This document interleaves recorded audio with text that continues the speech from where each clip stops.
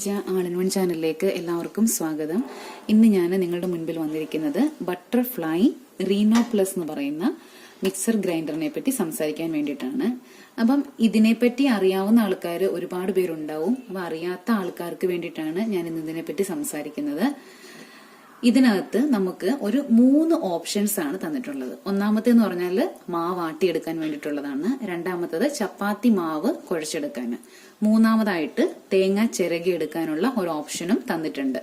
അപ്പൊ ഞാൻ ഇന്ന് നിങ്ങളോട് സംസാരിക്കുന്നത് ചപ്പാത്തി മാവ് ഈസി ആയിട്ട് എങ്ങനെയാണ് ഇതിനകത്ത് കുഴച്ചെടുക്കാൻ പറ്റുന്നതെന്നാണ്. പിന്നെ കുറെ ആൾക്കാരൊക്കെ ഇതുപോലുള്ള ഗ്രൈൻഡർ ഉണ്ടെങ്കിൽ പോലും അത് ഉപയോഗിക്കാറില്ല.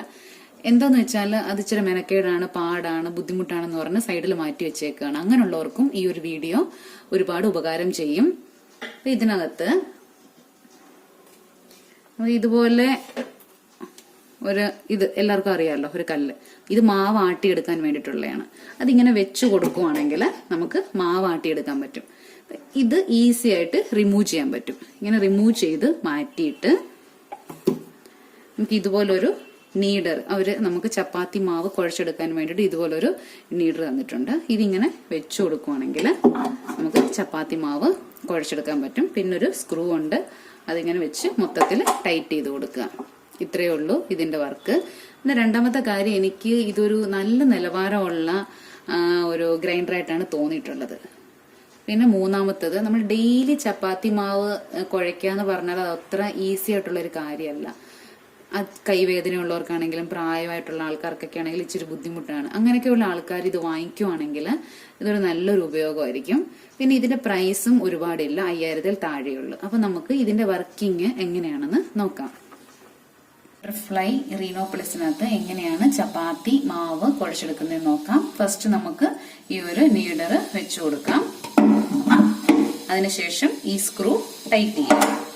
നന്നായിട്ട് ടൈറ്റ് ചെയ്തിട്ടുണ്ട്. ഞാൻ ഇതുപോലെ 1 കപ്പ് ഗോതമ്പ് പൊടി എടുത്തിട്ടുണ്ട്. അത് ഇതിലേക്ക് ഇട്ട് കൊടുക്കുക.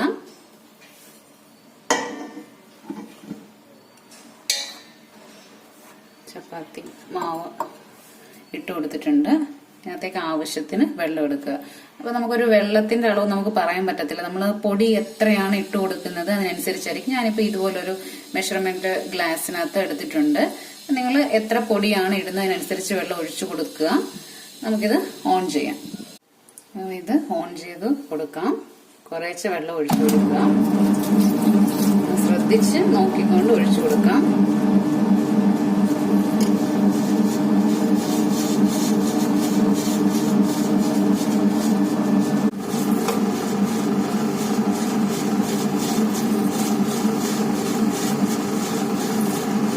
ഡൗട്ട് ഉണ്ടെങ്കിൽ ഇടയ്ക്ക് വെച്ചൊന്ന് നിർത്തിയിട്ട് നിങ്ങൾ ആ ഒരു വെള്ളത്തിന്റെ ലെവൽ ഒന്ന് ചെക്ക് ചെയ്യുക. ഇല്ലെങ്കിൽ നിങ്ങൾക്ക് ഓക്കെ ആണെങ്കിൽ ഒരു പ്രാവശ്യത്തിൽ തന്നെ നമ്മൾ അവസാനം ഓഫ് ചെയ്യുക. ഇല്ലെങ്കിൽ ഇടയ്ക്ക് വെച്ചൊന്ന് ഓഫ് ചെയ്തിട്ട് ഒന്ന് ചെക്ക് ചെയ്യുക.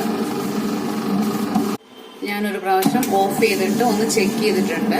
അപ്പൊ എല്ലാം കറക്റ്റ് ആയിട്ടുണ്ട്. വെള്ളത്തിന്റെ പരുവം എല്ലാം കറക്റ്റ് ആണ്. അഥവാ ഇവിടെ ഇങ്ങനെ സ്റ്റക്ക് ആവുകയാണെങ്കിൽ ഈ സ്പൂൺ കൊണ്ടൊന്ന് ജസ്റ്റ് ഒന്ന് ഇങ്ങനെ ഒന്ന് കുത്തി കൊടുത്താൽ മതി, നിങ്ങൾ വന്നോളൂ.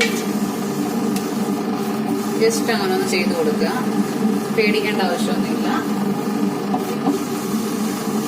മാവ് ഇവിടെ റെഡി ആയിട്ടുണ്ട്. അപ്പൊ നമുക്കിതൊരു ഷേപ്പിൽ കിട്ടത്തില്ല. നമ്മൾ ജസ്റ്റ് എടുത്തിട്ട് കൈ കൊണ്ടൊന്ന് റൗണ്ട് ആക്കി കൊടുക്കണം. നമുക്ക് ഇതെടുത്തിട്ട് ഒന്ന് ഷേപ്പ് ആക്കി കൊടുക്കാം. ഞാൻ കൈ കൊണ്ട് ജസ്റ്റ് ഒന്ന് റൗണ്ട് ആക്കി കൊടുത്തു. അത്രയേ ഉള്ളൂ, വേറെ ഒന്നും ഞാൻ ചെയ്തിട്ടില്ല. നല്ല സോഫ്റ്റ് ആയിട്ട് ചപ്പാത്തി മാവ് കിട്ടിയിട്ടുണ്ട്. അപ്പോൾ നിങ്ങൾക്ക് എൻ്റെ ഈ ഒരു വീഡിയോ ഇഷ്ടപ്പെട്ടെങ്കിൽ ലൈക്ക് ചെയ്യുക, ഷെയർ ചെയ്യുക.